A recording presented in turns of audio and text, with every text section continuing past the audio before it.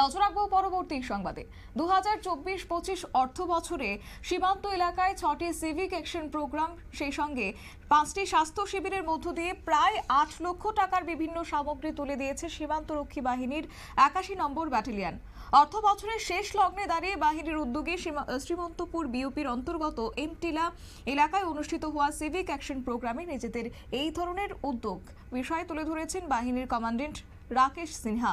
মূলত সীমান্তবাসীর সঙ্গে সুসম্পর্ক সুদৃঢ় করতে এবং সীমান্ত সুরক্ষার পাশাপাশি নিজেদেরকে সামাজিক দায়িত্বে নিয়োজিত করতেই এই উদ্যোগ গ্রহণ করা হয়েছে সীমান্তরক্ষী বাহিনীর পক্ষ থেকে, এবং এলাকার সাধারণ মানুষের উপার্জনের সক্ষমতা আনতে সেলাই মেশিন থেকে শুরু করে কৃষকদের কৃষি সামগ্রী বিতরণ করা হয়েছে।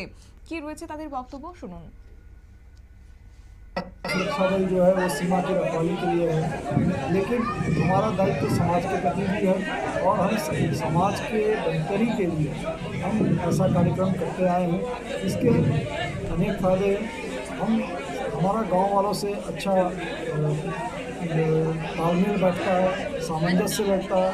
हम अनेक क्षेत्रों से आते हैं, ये हमारी भाषाएं अलग हो सकती है, हमारे कार्यकलाप के ढंग अलग हो सकते हैं गांव वालों से, लेकिन एक ऐसा माध्यम है, एक ऐसा प्लेटफॉर्म है जहां पर आकर के हम और हमारे गांव वाले, हम का मतलब सीमा सुरक्षा बल और सीमा सुरक्षा बल, सीमा पर रहने वाले जो गांव वाले हैं, दोनों के बीच में सामंजस्य होता है, जिसके कारण पूरा बॉर्डर मैनेजमेंट को एक सुदृढ़ता में।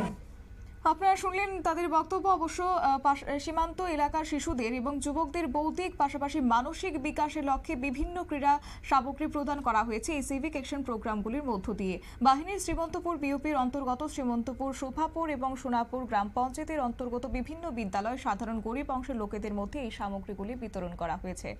নিয়ে নিচ্ছে ছোট্ট একটি বিজ্ঞাপন বিরতি, সঙ্গে থাকুন।